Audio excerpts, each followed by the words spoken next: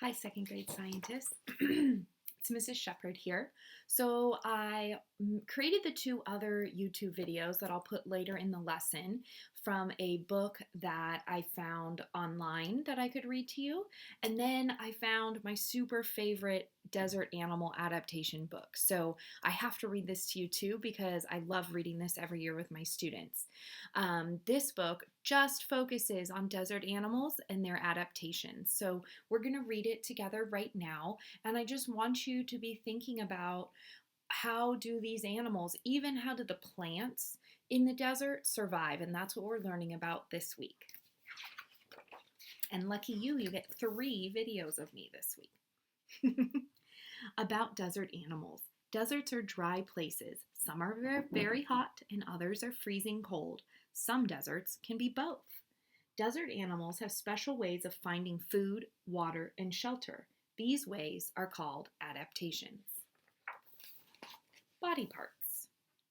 Could you keep your cool in a hot desert? The fennec fox does. Jumbo-sized ears help release the body heat into the air. The fox's silky fur reflects sunlight like a mirror. Its furry feet act like shoes. They protect the fox's tender toes from the hot sand. A kangaroo rat avoids the desert heat a different way.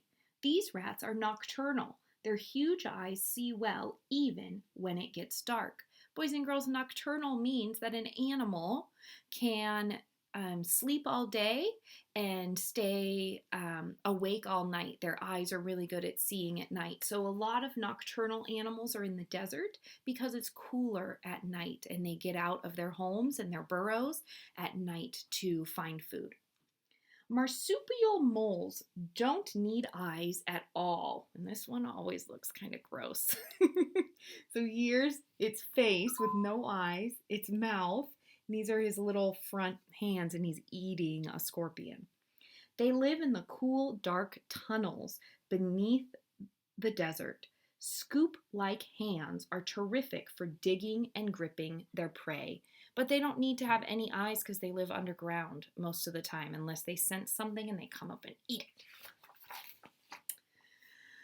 Why wear snowshoes in the desert? This web-footed gecko zips across the hot sand without sinking.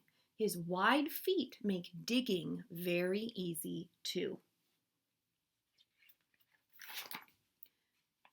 What do camels keep in their humps? Fat. Stored fat allows the camels to live several months without eating. And how's that for a neat desert-like trick? Camels also have a double row of eyelashes and nostrils that close. This keeps sand and dust from getting out of the camel's eyes and nose.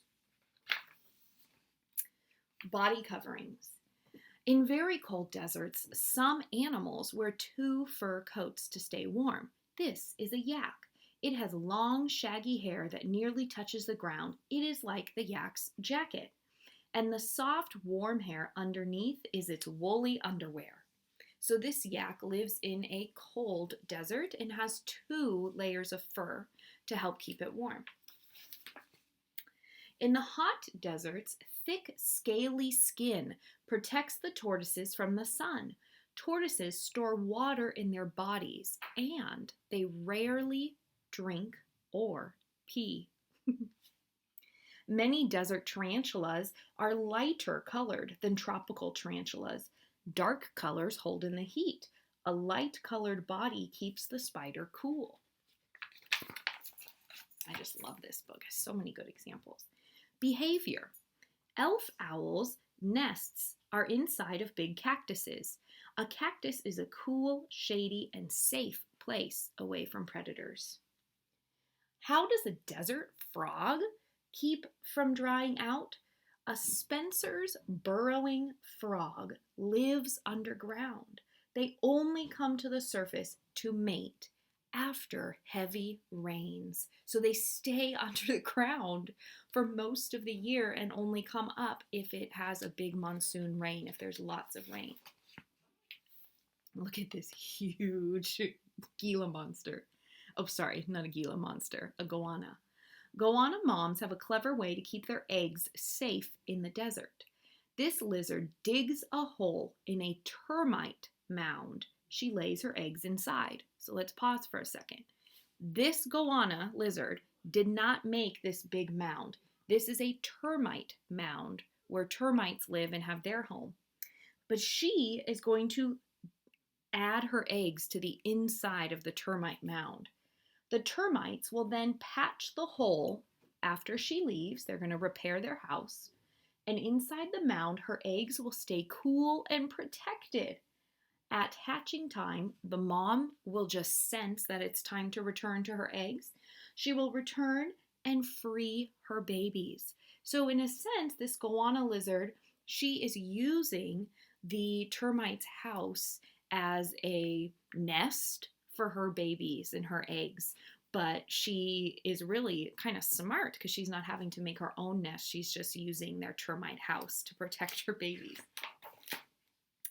There are many ways that desert animals beat the heat.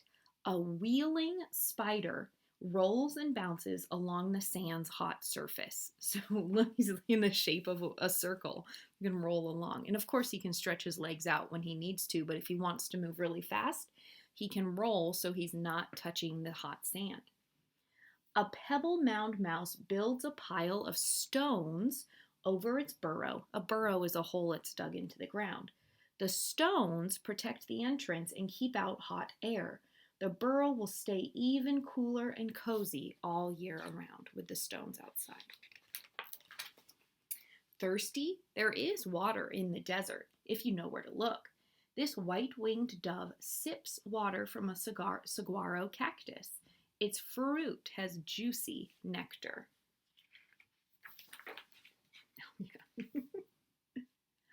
Early in the spring, the thorny devil, so this is called a thorny devil, rubs itself on the grass.